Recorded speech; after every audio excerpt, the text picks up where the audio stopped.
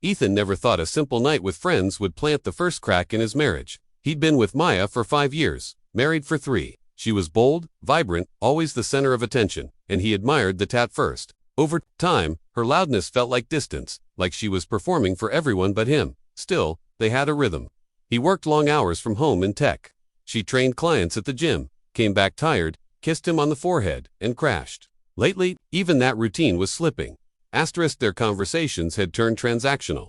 Groceries, bills, laundry. The only time Maya seemed animated was when she talked about the gym or about Liam, Ethan's best friend since college. Liam was charming in a way Ethan wasn't. Confident, sarcastic, always flirting with a wink and a smile, even when he didn't need to. Ethan noticed how Maya laughed harder when Liam was around. She'd lean in a little too close, touch his arm during a joke, toss casual compliments his way. Ethan clocked it all, then talked himself down. It was Maya. She was like that with everyone. Then came the house party. They didn't host often, but Maya insisted. A mix of old friends, gym buddies, and a lot of alcohol. Somewhere between the second bottle of wine and the 5th shot, Maya's gym friend shouted across the room, "Let's make this interesting." She suggested a truth or dare spin on card games. Winner stays dry, losers drink or dare. At first it was harmless. Embarrassing truths, silly dares, escalating tension. By the final round, Ethan and Maya were both in the losing bracket. Jess grinned and said, "Dares only now." Ethan got a mild one, something stupid involving peanut butter and a dog plush toy. Everyone laughed. Then Jess looked at Maya. "You," she said, "kiss Liam." The room stilled, then erupted. With whistles and teasing, Ethan's gut twisted. He watched Maya hesitate, then smile. "Just a game, right?" she said. She leaned in and kissed Liam. It wasn't a peck. It wasn't obscene either, but it was too long. Too familiar. Ethan chuckled with everyone else. That's what he did, play it off. He kept smiling, but inside, something slid sideways. Maya didn't meet his eyes for the rest of the night. Liam laughed it off too, said something about it being all in good fun, but Ethan noticed how his hand lingered on Maya's lower back once when he passed her. After everyone left, Ethan helped clean up in silence. Maya was chatty, pretending nothing happened. "Crazy night, huh?" she said, opening a bottle of water. He nodded and forced a laugh. But later, in bed, she turned away from him before he could even reach out. The days after blurred together. Ethan tried to forget the feeling in his gut, tried to rationalize it as party nonsense. But Maya's mood changed. She was upbeat, more attentive, but not to him. She spent longer at the gym, came home later, and barely looked up from her phone during dinner. Once, she laughed at a text and quickly locked her screen when Ethan leaned over. Just being dumb," she said. He didn't ask. He started remembering little things from before the party, how Maya always found excuses to bring up Liam in conversation.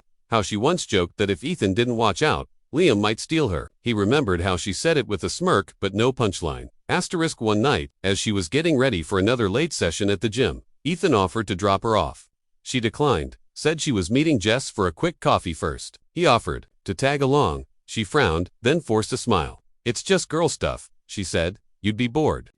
When she left, Ethan sat on the couch for a long time, staring at the dark screen of his phone. Not moving, not angry, just hollow. The kiss at the party wasn't the start. It was just the moment he finally noticed he was watching the ending. He didn't confront her, not yet. He needed to be sure. He needed something more than gut instinct. Still, deep down, he knew. Some people lose love slowly. Ethan had lost it in a single kiss under laughter, surrounded by friends, with a smile still stuck on his face. And Maya had never looked back. The shift wasn't loud. It crept in through silence, avoidance, and late returns. Maya became sharper. With her words, absent in presence, she still kissed Ethan goodbye, but without looking him in the eyes. Her phone never left her hand now, always face down or tucked away when he entered the room. She had a new password. He noticed because the old one stopped working. When he asked casually, she said, "Oh, I changed it. Work stuff, you know." She had always gone to the gym 5 days a week. That turned into 6, then 7. Evening sessions stretched later.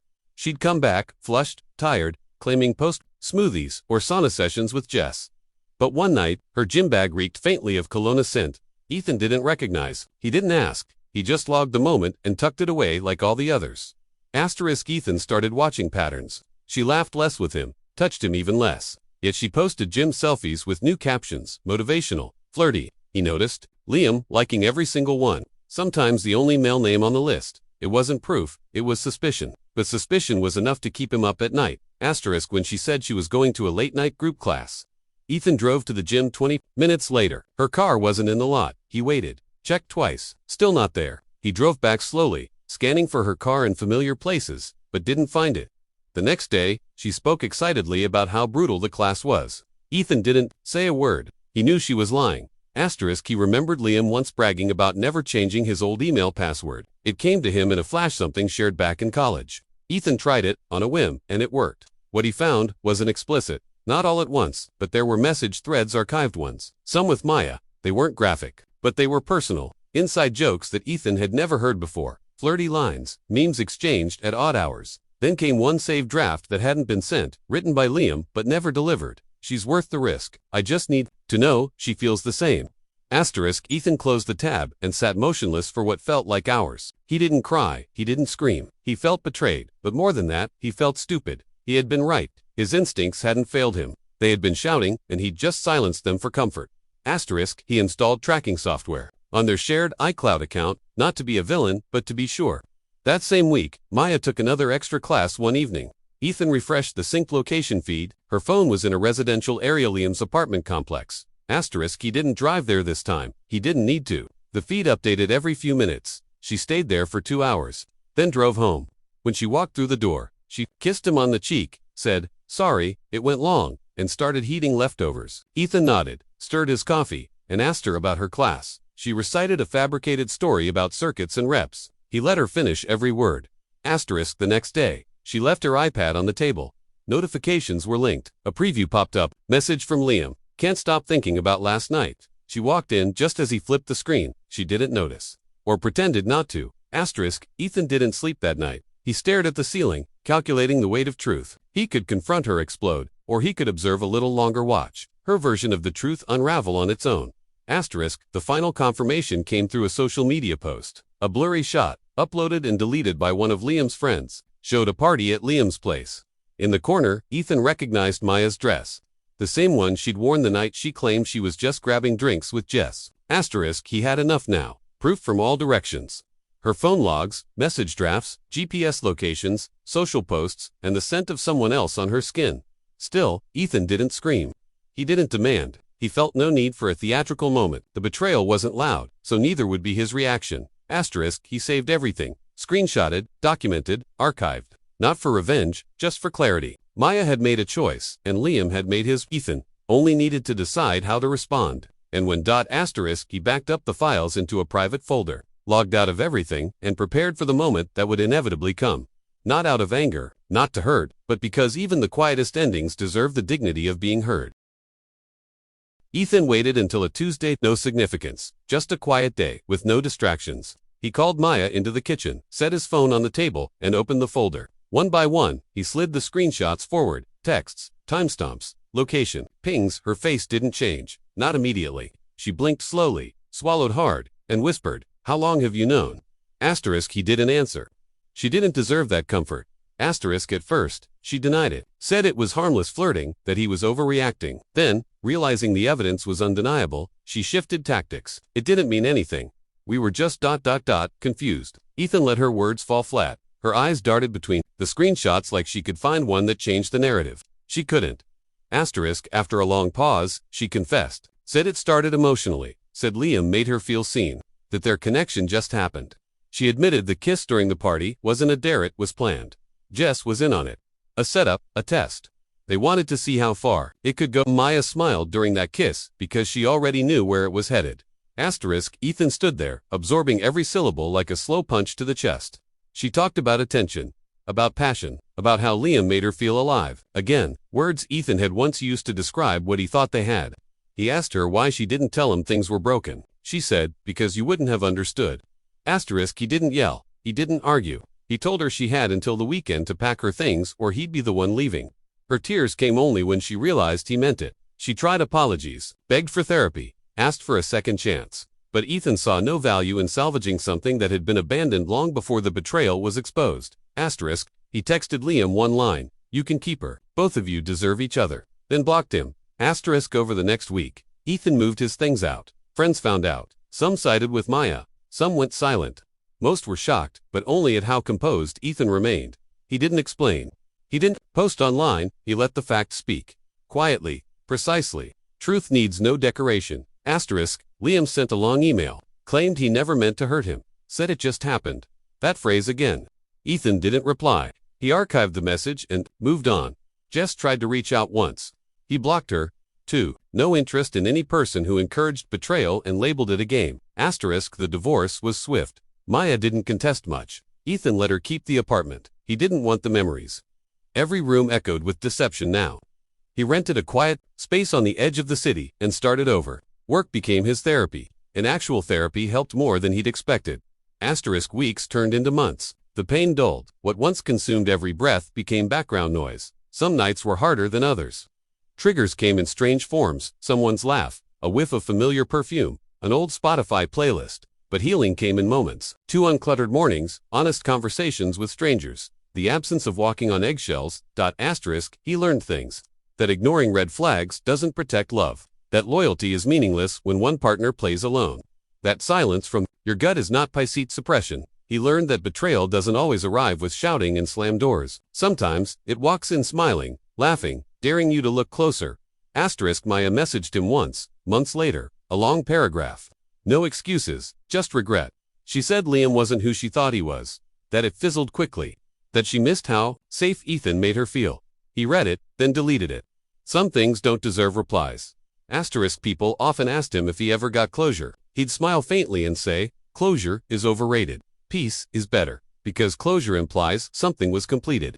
Ethan didn't believe that anymore. Some stories don't end. They just stop being written. Asterisk, he started dating again, eventually. Slowly, carefully. Trust didn't come easily, but honesty did. He spoke his truth early, set boundaries, respected his own gut. And that was enough. Asterisk, the night he finally let go completely, he wasn't thinking about Maya, or Liam, or what could have been. He was sitting on his new couch, reading a book, coffee growing cold beside him, and for the first time in a long time, he realized he wasn't waiting for anything. Not love, not answers, not revenge. Just the next chapter, one he would write, without lies, without fear, without the weight of someone else's betrayal pulling him back. Asterisk, he didn't need to hate them to move forward. He didn't need to forgive, either. He just needed to walk. And he did. Ethan never revisited the messages. He didn't scroll back, didn't check timestamps again, didn't reopen folders he'd memorized. They had served their purpose. Clarity. What came after wasn't about blame or analysis. It was about movement. He got up every day with a quiet purpose. Not revenge, not even healing. Just control. Of his time, his space, his energy. Asterisk, people around him noticed the change. Not because he looked broken, but because he looked still, focused, detached in a way that didn't demand concern, only respect. There were no public outbursts, no dramatic declarations. He didn't need anyone to understand what had happened. Understanding wasn't the goal anymore. He had lived it.